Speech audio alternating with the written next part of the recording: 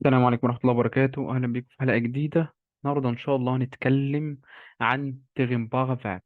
تريمبارا فاب دي بنسميها اللي هي الأفعال اللي بتنفصل، أفعال منفصلة. إيه هي الأفعال المنفصلة وإيه فكرتها؟ هي في عندنا بعض من المقاطع دي لما بتنضاف للأفعال بتديها ترجمة مختلفة، يعني بتغير في معناها. تمام. ولما أشوف المقاطع دي في أي فعل أصبح هنا إن المقطع ده لازما ينفصل، وهنشوف دلوقتي في الأمثلة.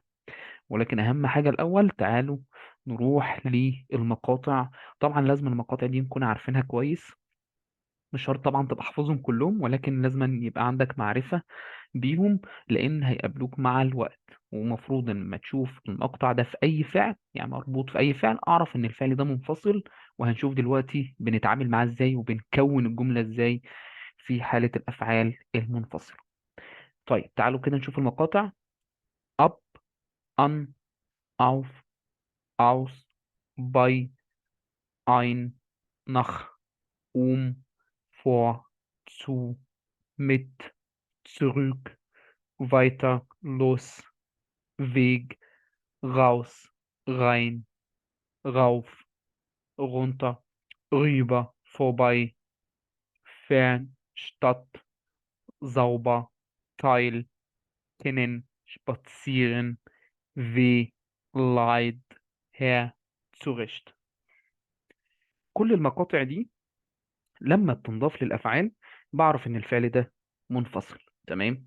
وزي ما قلنا إن الفعل المنفصل هو كل اللي بيعمله إن هو بيغير في المعنى بتاع الفعل نفسه، وبيبقى ليه تركيبة معينة في تكوين الجملة. طب تعالوا نشوف كده بايشبيل عشان نفهم الإيه الدنيا. معانا فعل زي غوفن بمعنى يستدعي، إن أنت ممكن تستدعي شخص. تمام.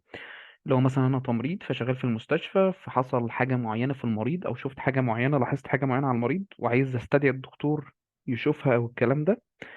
فانا مثلا بقول ايش غوفة دين ارتست، انا هستدعي الطبيب. تمام. ففعل غوفن هنا بمعنى يستدعي. طب تعالوا نشوف كده لما نضيف له مقطع زي مقطع ان. طبعا احنا مش بنضيف المقاطع دي بنفسنا، هو في فعل اسمه انغوفن. تمام. يعني مش احنا اللي بنضيف المقاطع دي للافعال عشان نكون فاهمين. لا، هو الافعال بتبقى موجوده بالفعل، بس انا لما اشوف المقطع ان اعرف ان الفعل ده منفصل. تمام.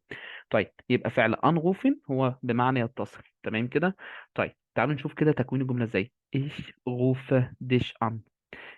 الشغوفة الدش ان بما انا هتصل بيك. طب انا ايه اللي انا عملته هنا؟ ان انا فصلت الفعل. عرفنا ليه اسمه منفصل؟ لان انا صرفت فعل غوف مع ايش، وبعد كده حطيت المقطع ان في اخر الجملة. وصلت يا شباب؟ طيب هتيجي تقول لي طب لو في مضارع فيرب في الجملة هعمل ايه؟ تعالوا نشوف كده. انا هقول مثلا انا عايز اتصل بيك. Ich will dich anrufen. Ich will dich anrufen. أنا عايز أتصل بيك. فهنا الفعل جه في آخر الجملة في المصدر وما فصلتوش. ليه؟ لأن جاي هنا مع مضارع فيرب، فطالما جاي مع مضارع فيرب فالفعل كده كده اتحط في الآخر. فأنا أصلا كنت بحط المقطع في الآخر، فأنا هو في مضارع فيرب، فأصبح إن الفعل كله هيكون في الآخر، مش هفصله. تمام كده. يبقى لو دخل على الفعل المنفصل فعل مضارع فيرب في الجملة، فأصبح عادي إن أنا بحط الفعل زي ما هو في الآخر وخلاص. تمام كده. طيب بعد كده عندنا كمثال فعل أوفشتين بمعنى تستيقظ من النوم. تمام كده. فأنت فعل أوفشتين تعال نشوفه كده. فبنقول إيه wann stehst du auf. إمتى بتصحى من النوم؟ أنا بقول لك أنت بتصحى من النوم إمتى. طب كمان في السؤال اهوت برضو نفس القصة، إن الفعل شتين هو اللي اتصرف، والمقطع أوف اتحط في الآخر عادي جدا بدون أي مشاكل. فعل ausgehen بمعنى يخرج. شوف المثال wann gehst du heute abends aus. أنت إمتى هتخرج النهاردة مساء. تمام، أو بالليل يعني. تمام. برضو مفيش أدنى مشكلة، أنا صرفت فعل جيم والمقطع aus جه في الآخر. تمام. فعل einsteigen ده فعل بمعنى إنك تركب المواصلات. Er steigt in den Zug ein، يعني هو هيصعد للقطر، يعني هيركب القطر ايه. تمام. اخر فعل معانا vorbereiten، فعل بيدي معنى يجهز او يعد.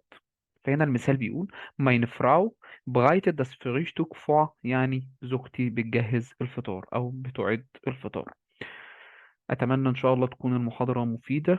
إن شاء الله أشوفكم في حلقة جديدة. أي حد عنده استفسار يقدر يكتب لي في الكومنتات، وأشوفكم إن شاء الله في حلقة جديدة، والسلام عليكم ورحمة الله وبركاته.